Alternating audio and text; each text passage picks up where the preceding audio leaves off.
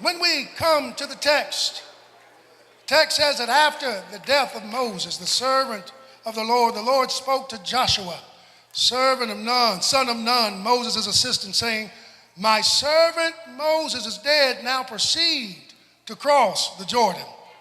Moses heard the instruction. Moses was aware of the promise. He served in his role. He was respected. And when you read even the Hebrew Bible and the New Testament, Moses is still mentioned because Moses was never forgotten about. But in this moment, Moses has passed.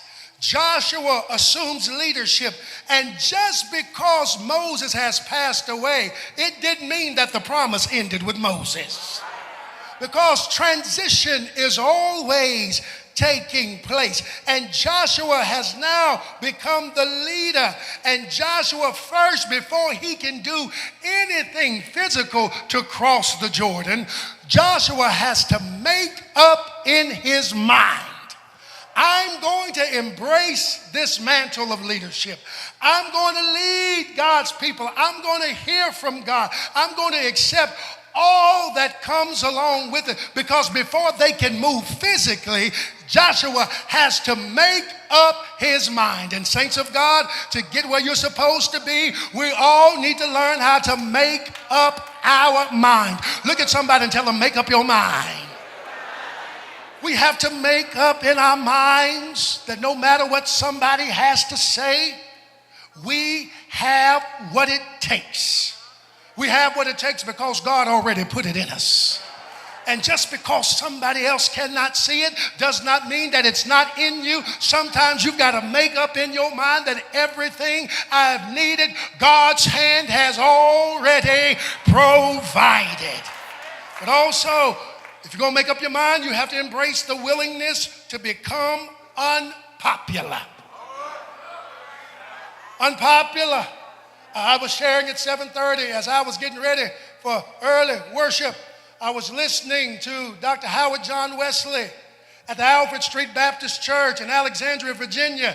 And for those who don't know, while they were worshiping last night, there was a bomb threat against the church. They had to exit out of the sanctuary. And Dr. Wesley said, I refuse to change my message to cater to be popular, because Jesus was unpopular. And let me tell you something, Jesus was unpopular, and unpopularity will cause you to say what needs to be said when nobody else is willing to say it. Unpopularity will cause you to stand up for people who cannot stand up for themselves. Unpopularity will cause you to go distances that nobody else wants to go. But when you make up in your mind that you're willing to be unpopular, you will embrace your godly difference. You ought to have a different worldview. You ought to have a different viewpoint. You ought to have a different work ethic. There ought to be something that's unique about you that sets you apart from somebody else, not so that you can get the big head and think you're better, but you do know who you come from, don't you? You come from a God who has skillfully and craftively made you in his own image, and if you're made in the image of a holy God, you ought to be different. You can tell somebody you ought to be different, because you got to make up your mind to embrace your authentic, God-designed self.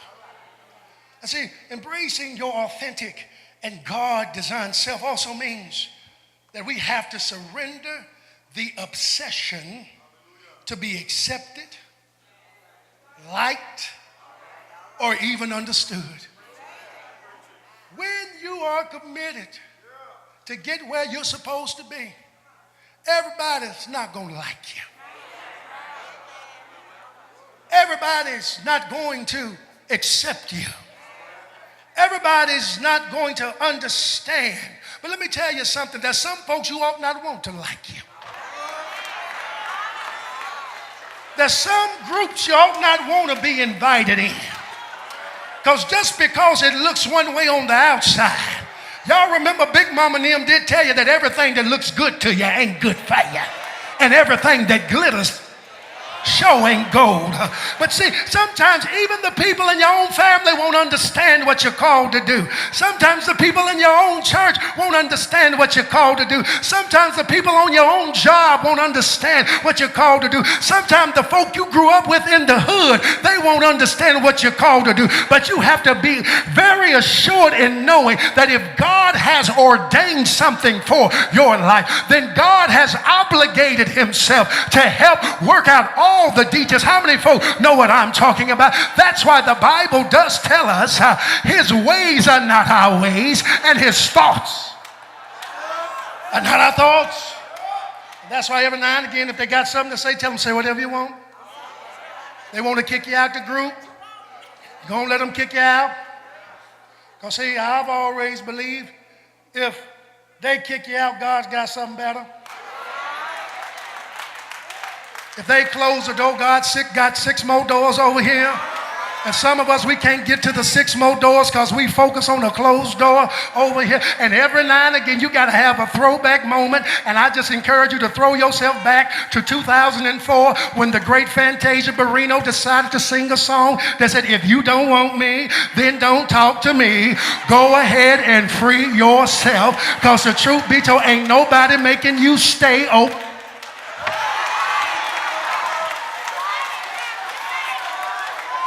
Deuces. Am I talking right in the church? Because some of us know that we only got the peace we were wanting when we learned how to say deuces. And somebody just lift your 2 fingers up and say deuces. The young people know that means that's all right, bye.